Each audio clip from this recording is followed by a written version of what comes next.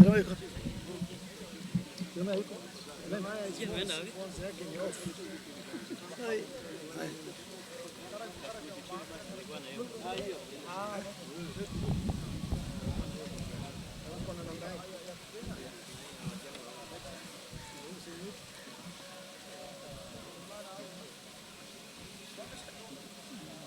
do without him?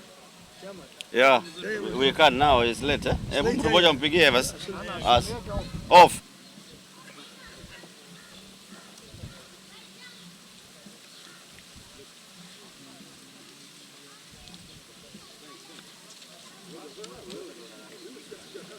Mlisoma hii kitu we went through it.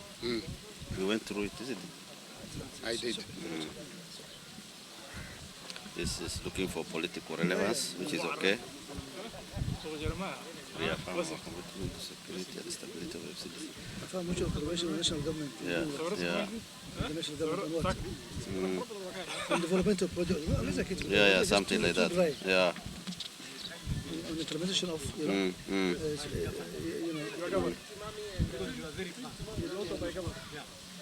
Like that. Yes. Good. Kwani? Alikuwa haonekani huko. Yote inaonekana?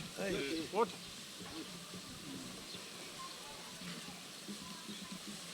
The FCDC leadership further affirms to cooperate with the national government in finding ways and means of promoting livestock industry, which is backbone of the people in the FCDC counties. Number 5, we further agreed to encourage alternative livelihoods to livestock rearing so that there will not be overdependence only on livestock, and in terms of during drought seasons when livestock sector is affected, our people will not find it difficult techniques in FCDC region. Number 10, to implement effective drought resilience and social safety networks. Number 11, enhance revenue sharing. The governors agreed to advocate for an equitable revenue sharing model among counties to address historical marginalization in the ASAL region. And for this, the governors agreed in unison that the commission concerned must look for ways and means of ensuring that every part of the country is equitably treated and that ASAL areas will not be deprived of their fair share in sharing of the national cake. Number 12, the Horn of Africa Groundwater for Resilience project funded by the World Bank has been considerably delayed in its implementation, and that concerted efforts must be looked for or accelerated so that implementation of this program is realized. Number 13, the high youth population in the FCDC requires urgent intervention, and the leadership appeal to the development partners for their support so that they will find meaningful engagement in ensuring that these people are economically stable. Number 14, on equalization fund, proper and quick implementation of the equalization fund is required, and as such, we implore upon the commission that is entrusted with that responsibility to revisit the manner in which that fund is being managed so that the marginalized counties as envisaged in the Constitution are taken care of as required. And the fact that they are now looking at ways of considering wards is what the governors have got an issue with. The resources must be looked or planned in such a manner that counties are able to plan impactful programs within the region, as opposed to small fragments that we have seen through the last generation formula. Asante, thank you very much, Chair. I think those were our resolutions. We are happy that we had this 2-day engagement.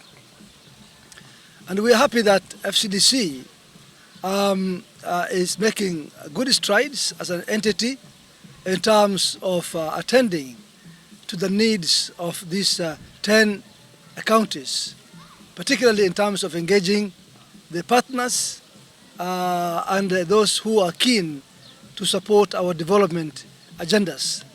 Therefore, we believe the meeting was timely, particularly in the face of the many issues that require addressing, such as the current formula for revenue distribution, which of course has also been mentioned in our resolution. So we are happy that this meeting has come to a conclusion after those 2 days of deliberation, and we believe that the matters we discussed will indeed go far enough to support the needs of our counties. Asanteni sana. Very well. We want to say that thanks to devolution, our area, our region, and frontier counties, we are progressing. We have no justification now to claim about marginalization. However, it has to be understood that we are playing catch-up with the other areas of Kenya. So invariably, it is important that more resources are allocated to our region than the others, simply because from independence until 2013, when the new constitution kicked in and counties were set up, development bypassed our region. Our region was viewed as a region of punishment. When civil servants from elsewhere made mistakes, they were sent to our region as punishment. That narrative is now changing. And as an economic bloc, we believe in unity, that together we shall be able to achieve more. So our plea, especially to the Commission on Revenue Allocation, kindly consider that we are playing catch-up. The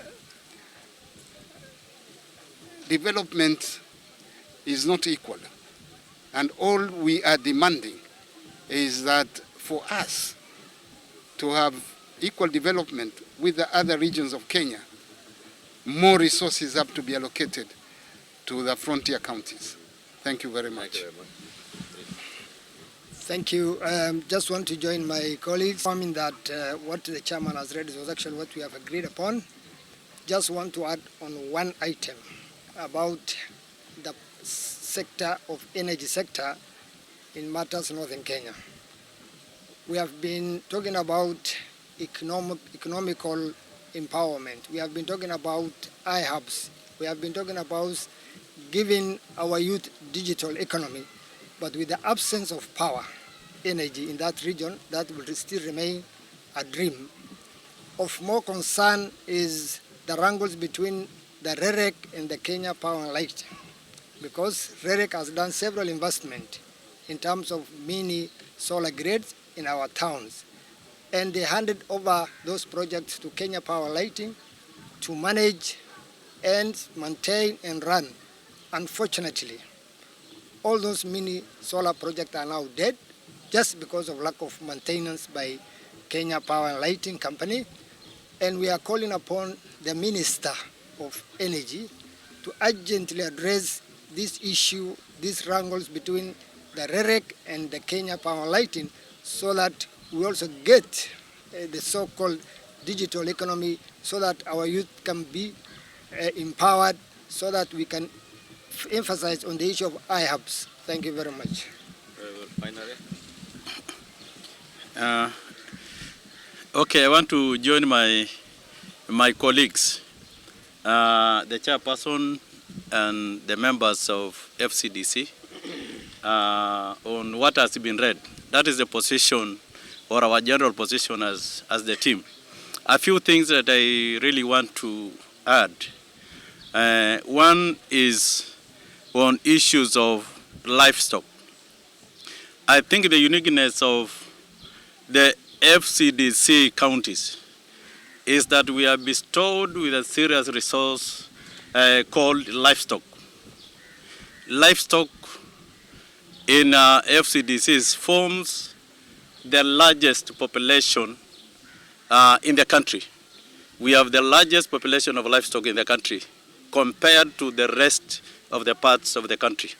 So our biggest request is to really request all departments of government to put enough resources to the livestock sector in our counties so that matters on value addition, issues related to tanneries, abattoirs, and others have a serious injection in terms of resources, so that we from the FCDC counties also join the rest of the parts of the country in catching up on issues of development. Lastly, I am a governor for a county that for many years or since independence, we've never been part of the country power main grid.